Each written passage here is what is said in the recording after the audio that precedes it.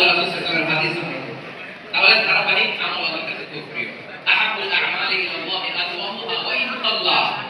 রাসূল সাল্লাল্লাহু আলাইহি ওয়াসাল্লাম বলেন আল্লাহর কাছে সবচেয়ে প্রিয় আমল ওইটা যেটা আমার বান্দা নিয়মিত করে, ধারাবাহিকভাবে করে, যদিও পরিমাণে এটা অল্প, যদিও পরিমাণে সেটা কি অল্প। তাহলে এই মোটিভেশনকে আমরা কন্টিনিউ করব ইনশাআল্লাহ। বলেন সবাই ইনশাআল্লাহ। সব শেষে খুবই গুরুত্বপূর্ণ হাম্বলনেস, বিনয় থাকতে হবে, ডাউন টু আর্থ হইতে হবে।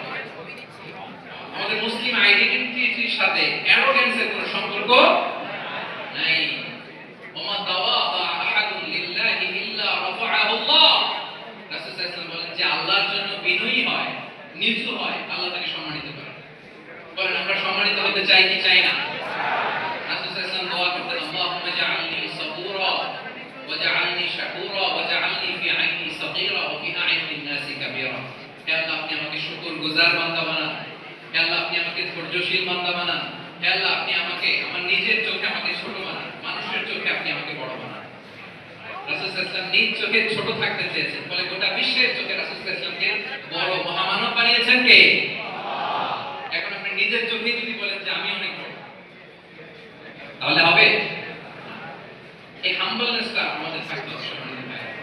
আমাদের অনেক তরুণদেরকে আমি দেখি যে নতুন দিনে ফিরেছে, নতুন তার মধ্যে উপলব্ধি আসছে, রিয়েলাইজেশন আসছে যে আগে রং ট্র্যাকে ছিলাম, এখন রাইট ট্র্যাকে আসতে চাই, ইসলামকে অনুশীলন করতে চাই। আলহামদুলিল্লাহ খুব ভালো। তো তার যখন রিয়েলাইজেশন আসছে, সে কিছু পড়াশোনা শুরু করে দেয়, কিছু পড়াশোনা করে, কিছু স্কলারসদের লেকচার শুনে।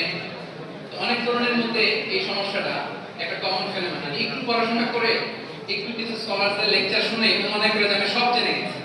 কি মনে করে? আমি সব জেনে গেছি। এরপরে এখানেই ক্ষান্ত হয় না, এরপরে সে ভুল ধরতে আরম্ভ করে স্কলারসদের। সে বলে যে উনি এই ভুল করছে, উনি এই ভুল করছে, উনি ভ্রান্ত, উনি বাতিল। এরকম একটা কমন ফেনোমেনন আমাদের মধ্যে আছে না নাই বলেন? অ্যাবসলিউটলি রং। শিক্ষানবিশ যারা তারা এটা করবে, কিছুই শিখেননি, কিছুই জানেননি, এখন অনেক দূর যেতে হবে আপনাকে কোনো বিষয়